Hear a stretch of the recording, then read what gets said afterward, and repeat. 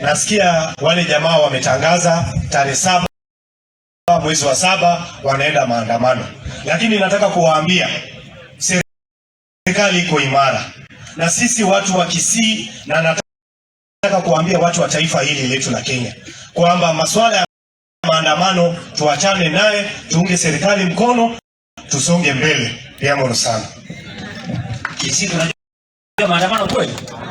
Sisi maandamano hapa hakuna. Watu wanajua kubeba mawe, wanapatikana Kibra Nairobi.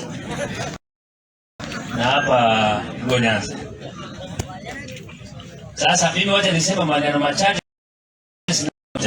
Ya kwanza, umefaa kala gani? Hebu ongea kwa sauti, kala gani umefaa? Hiyo chama inaitwaje? UDA, chama cha kazi. Hiyo ndio chama cha serikali. That's the government.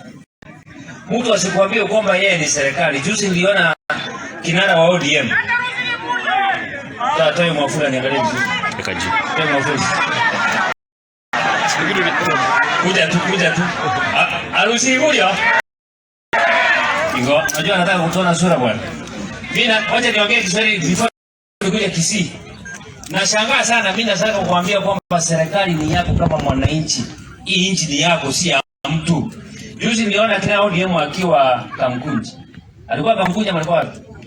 Hata juu mmoja alikuwa anaambia watu kwamba msilipe tax. Kwani serikali ni yake. Not for him. Kama yeye hataki kulipa ushuru waache kama binafsi kama Raila. Lakini sisi kama Wakenya, let's pay our taxes because we need development. Kitu kingine ya pili, Kenya